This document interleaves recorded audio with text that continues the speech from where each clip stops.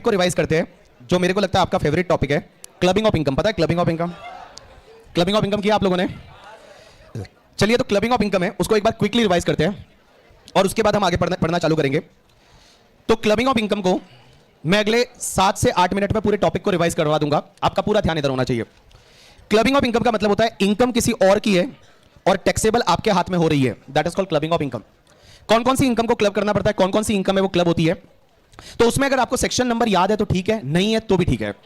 उसमें सबसे पहले हमने पढ़ा था एक सेक्शन 64 का सबसेक्शन 1A, वो ये बोलती है कि माइनर की इनकम है ना, वो हमेशा पेरेंट्स के हाथ में क्लब होती है, या तो मम्मी के हाथ में या पापा के हाथ में, जिसकी इनकम ज्यादा है।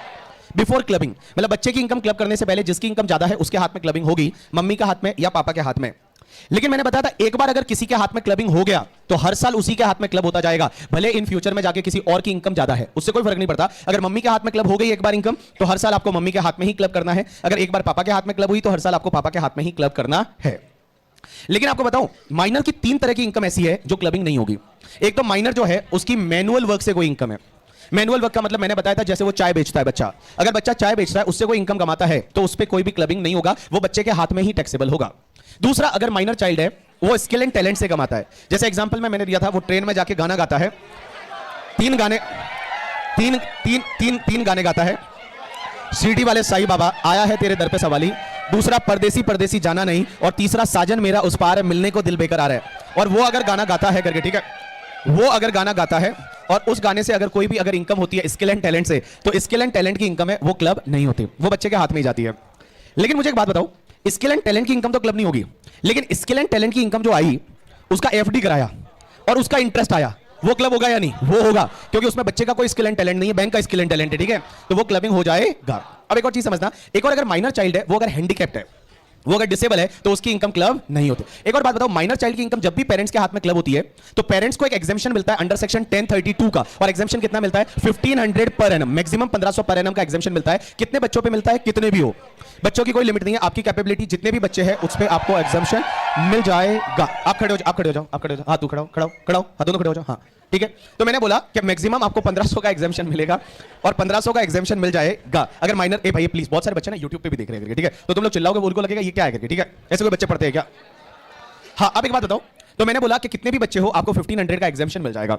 ये तो हो गई सेक्शन 64 1A की बात। एक और हमने सेक्शन ये पढ़ी थी कि सेक्शन 64 का सब सेक्शन 1 का क्लॉज नंबर आपका 4 था, अगर याद है तो ठीक है, नहीं है तो कोई बात नहीं। और एक क्लॉज नंबर 6 था, उसमें क्या होता था? पहला आपका क्लॉज नंबर 4 वो ये बोलता है कि आप अपने स्पाउस को अगर कोई असेट ट्रांसफर करते हो, खुद के स्पाउस को, खुद की बीवी को या खुद के हस्बैंड को, अगर आपने कोई असेट ट्रांसफर की तो वो असेट से जो इनकम होगी ना, वो इनकम होगी तो स्पाउस को मिलेगी, तो स्पाउस को, बट आपके हाथ में क्लब हो जाएगी। टैक्स जो भरना पड़ेगा वो आपको टैक्स भरना पड़ेगा। लेकिन उसमें एक चीज समझना, उसमें जो है एक चीज ये थी कि क्लबिंग तभी होगा जब आपका हस्बैंड एंड वाइफ का रिलेशनशिप होना चाहिए at the time of transfer of asset as well as at the time of generating the income. दोनों टाइम पे हस्बैंड एंड वाइफ का रिलेशनशिप होना चाहिए। अब एक और उसमें कॉन्सेप्ट ये आता था कि भैया अगर आपने अपने वाइफ को या हस्बैंड को असेट ट्रांसफर की है in agreement of leave apart, आप अलग अलग रहने वाले हो, आपने बोला मैं तेरा मुंह नहीं देखूंगा, उसने बोला मैं तेरा मुंह नहीं देखूंगी, आपका डाइवोर्स हुआ नहीं है बट आप अलग अलग रहते हो, that is called in agreement of leave apart. तो उस टाइम पे क्लबिंग नहीं होगा, उस पर्टिकुलर केस में क्लबिंग नहीं होगा अगर असेट ट्रांसफर की है in agreement of leave apart. एक और कॉन्सेप्ट ये आता है कि अगर आप आपने अपने सन्स वाइफ को असेट ट्रांसफर की, तो सन्स वाइफ को असेट ट्रांसफर की, उससे जो भी इनकम होगी वो मिलेगी तो सन्स वाइफ को, लेकिन उस पर टैक्स है वो आपको भरना पड़ेगा, आपके हाथ में वो क्लबिंग हो जाएगा। लेकिन उसमें भी सास ससुर और सन्स वाइफ का जो रिलेशनशिप है वो होना चाहिए at the time of transfer of asset as well as at the time of generating the income. एक और कॉन्सेप्ट यह था कि अगर आप अपने एचयूएफ को असेट ट्रांसफर करते हो, अगर मैंने मेरे एचयूएफ को, हिंदू अनडिवाइडेड फैमिली को असेट ट्रांसफर की, तो जो भी इनकम आएगी वो मिलेगी तो एचयूएफ को, लेकिन उस पर टैक्स मैं भरूंगा, वो मेरे हाथ में क्लब हो जाएगी। लेकिन एक बात समझना, उसमें एक कॉन्सेप्ट यह था कि एचयूएफ का पार्टीशन हो जाता है। मान लो एचयूएफ का बंटवारा हो गया, तो बंटवारे के बाद वो असेट जो मैंने ट्रांसफर की थी उसमें से जो मुझे पोर्शन मिलेगा असेट का, उस पर जो इनकम होगी उस पर तो मैं टैक्स भरूंगा। अगर मेरी स्पाउस को कुछ मिला उसमें से, मतलब मैंने जो एचयूएफ को ट्रांसफर किया था बंटवारे के बाद, उस असेट में से मेरी स्पाउस को अगर कुछ भी मिला असेट, उससे जो इनकम होगी ना वो भी मेरे हाथ में क्लब होगा।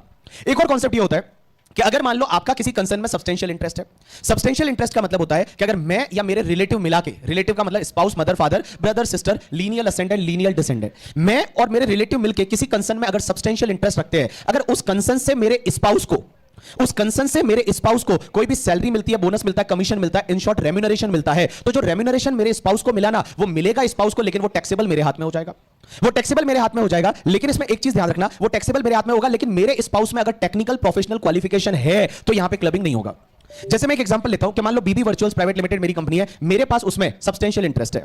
मेरे पास उस बीबी वर्चुअल के मान लो 80% शेयर होल्डिंग है, 20% और मोर है। अब मेरी वाइफ को यहां से रेम्यूनरेशन मिलता है बीबी वर्चुअल से, तो रेम्यूनरेशन मिलेगा मेरी वाइफ को, लेकिन वो टैक्सेबल मेरे हाथ में हो जाएगा। लेकिन मान लो मेरी वाइफ में प्रोफेशनल टेक्निकल क्वालिफिकेशन है, तो बेटा वाइफ को जो रेम्यूनरेशन मिलेगा ना, वो फिर वाइफ के हाथ में ही टैक्सेबल होगा। इसका मतलब ये हुआ कि वाइफ अगर अब्बा जब्बा डब्बा है, वाइफ को कुछ नहीं आता है करके, ठीक है, कुछ भी नहीं आता, और उसको अगर रेम्यूनरेशन मिला तो वो मेरे हाथ में क्लबिंग होगा। बट वाइफ अगर प्रोफेशनल टेक्निकल क्वालिफिकेशन है तो वाइफ के हाथ में ही टैक्सेबल हो जाएगा।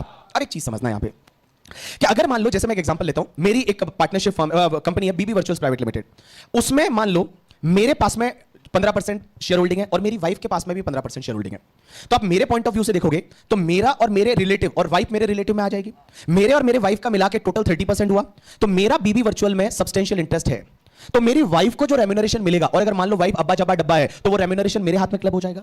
अब मान लो मेरे वाइफ के पॉइंट ऑफ व्यू से सोचो, मेरी वाइफ के पास में 15% शेयर होल्डिंग है और वाइफ के हस्बैंड के पास में, वाइफ का हस्बैंड में हुआ, वो उसका रिलेटिव हुआ, मेरे पास भी 15% शेयर होल्डिंग है, तो मेरी वाइफ का भी बीबी वर्चुअल में सब्सटेंशियल इंटरेस्ट हो गया, और मेरी उस सब्सटेंशियल इंटरेस्ट हुआ, तो बीबी वर्चुअल से अगर मान लो यहां मेरे को कोई रेम्यूनरेशन मिलेगा तो वो मेरे वाइफ के हाथ में क्लब हो जाएगा।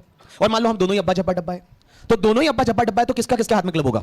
मतलब आप मेरे पॉइंट ऑफ व्यू से देखोगे तो मेरा मेरे रिलेटिव का मिलकर सब्सटेंशियल इंटरेस्ट हुआ, तो वाइफ का रेम्यूनरेशन मेरे हाथ में क्लब होना चाहिए। लेकिन वाइफ के साइड से देखोगे तो वाइफ का और वाइफ के हस्बैंड का मिलाकर सब्सटेंशियल इंटरेस्ट हुआ, तो जो हस्बैंड को रेम्यूनरेशन मिलेगा वो वाइफ के हाथ में क्लब होना चाहिए। तो क्या करने का मतलब, दोनों का सब्सटेंशियल इंटरेस्ट है, दोनों ही अब्बा जब्बा डब्बा है, दोनों को रेम्यूनरेशन मिल रहा है। तो क्लबिंग किसके हाथ में होगी पता है? जिसकी अदर इनकम ज्यादा होगी, जिसकी अदर इनकम ज्यादा होगी उसके हाथ में क्लबिंग हो जाएगा। अब एक और कांसेप्ट आता है, दैट इज द, एक होता है रिवोकेबल ट्रांसफर और एक होता है इररिवोकेबल ट्रांसफर। रिवोकेबल ट्रांसफर क्या होता है? मैंने कोई एसेट है, वो किसी को ट्रांसफर की और मैं वापस नहीं लेने वाला कभी, that is called revocable transfer. जैसे कोई एसेट है, वो मैंने इसको दी, मेरे को नहीं चाहिए, ये नहीं चाहिए, वो तो इररिवोकेबल होता है रे। इनको कुछ भी बोलो, ये बोले हाँ हाँ हाँ, अरे ऐसा नहीं है, अलग अलग है। देखो, सबसे पहले मैंने कोई एसेट किसी को दी और मैंने बोला मुझे वापस नहीं चाहिए, वो कौन सा है? इररिवोकेबल। तो उसमें जो एसेट से इनकम आएगी ना, वो उसी के हाथ में टैक्सेबल होगी, मेरे हाथ में नहीं होगी। मतलब जैसे मैंने मान लो मेरा घर है या कोई भी एसेट, मैंने इसको ऐसे ही दे दिया और मैंने बोला जिंदगी में मुझे वापस कभी नहीं चाहिए, तो उससे जो इनकम आएगी वो उसी के हाथ में टैक्सेबल होगी। लेकिन एक होता है रिवोकेबल, कि मैंने कोई घर है, कोई एसेट है, किसी को ट्रांसफर की और मैंने बोला 10 साल बाद मुझे वापस दे देना, या फिर आप इस घर से जो इनकम आएगी उसका कुछ पोर्शन मुझे देते रहना या किसी और को देते रहना, मतलब मेरा रिवोक करने का राइट है उस पे। तो that is called revocable transfer. Revocable transfer के केस में क्या होगा कि जो भी इससे इनकम होगी ना, वो मेरे हाथ में ही टैक्सेबल होगी, मेरे हाथ में टैक्सेबल होगी। तो ये ध्यान रखने का, रिवोकेबल ट्रांसफर है तो ट्रांसफर के हाथ में इनकम टैक्सेबल होगी, और अगर इररिवोकेबल ट्रांसफर है तो उस पर्टिकुलर केस में ट्रांसफरी के हाथ में ही इनकम ट्रांसफर टैक्सेबल होगी। अब एक और चीज समझना, बहुत बार क्या होता है, रिवोकेबल है but only after the death of transferee. Transferee की डेथ के बाद, जैसे मान लो मैंने कोई एसेट इसको ट्रांसफर कर दी और बोला जब तक तू जिंदा है ये एसेट तेरी, तेरे मरने के बाद मेरी, तो तेरे मरने के बाद मेरी, तो ये रिवोकेबल तो है, लेकिन इसको इररिवोकेबल ही माना जाएगा। जब तक ये जिंदा है वो इनकम जो है वो उसी के हाथ में टैक्सेबल होगी, उसके बाद में, इसके मरने के बाद में जो इनकम है वो मेरे हाथ में टैक्सेबल हो जाएगी। एक और कॉन्सेप्ट आता है, अगर आप किसी को असेट ट्रांसफर नहीं करते, सिर्फ इनकम ट्रांसफर कर देते हो। जैसे मान लो मैंने एग्जांपल लिया था कि मान लो इसका बेटा है और इसका बेटा जो है उसको स्टडी में हेल्प करने के लिए मैंने मेरे बैंक को बोला कि एक काम करो कि मेरा एफडी है, उस एफडी पे जो भी इंटरेस्ट आएगा वो इसके बेटे को दे दो। तो वो देखो, असेट तो मेरी है एफडी, बट उसका इंटरेस्ट इसके बेटे को जा रहा है, तो वो इंटरेस्ट किसके हाथ में टैक्सेबल हो जाएगा? वो मेरे हाथ में टैक्सेबल हो जाएगा। मींस अगर आप किसी को इनकम ट्रांसफर करा देते हो, असेट ट्रांसफर नहीं होती है, तो वो इनकम आप ही के हाथ में टैक्सेबल हो जाएगी। एक और चीज समझना, क्लबिंग में एक चीज मुझे बताइए कि जो भी आपने अपने स्पाउस को, सन्स वाइफ को असेट ट्रांसफर की है, उस असेट से जो इनकम आएगी वो क्लब होगी, बट वापस से उस इनकम पे वापस इनकम आई, क्या वो क्लब होगी या नहीं होगी? That is called second generation income है, वो क्लब नहीं होगी, या मैंने लिखवाया था एक्रिएटेड इनकम क्लब नहीं होगी। मतलब आपने जो असेट ट्रांसफर की उससे जो इनकम आएगी वो इनकम क्लब हो जाएगी, बट बेटा उस इनकम पे वापस इनकम आएगी वो क्लब नहीं होगी। जैसे मैंने मेरी वाइफ को 10 लाख रुपया गिफ्ट किया, वो 10 लाख पे जो इनकम आएगी वो मेरे हाथ में क्लब होती जाएगी, बट उस इनकम पे 10 लाख पे मान लो 1 लाख का इनकम आया, उस 1 लाख की इनकम पे वापस मेरी वाइफ को कोई भी इनकम आएगी वो क्लब नहीं होगी। यू गॉट माय पॉइंट और नॉट? यस। अब एक काम करिए, मैं आपको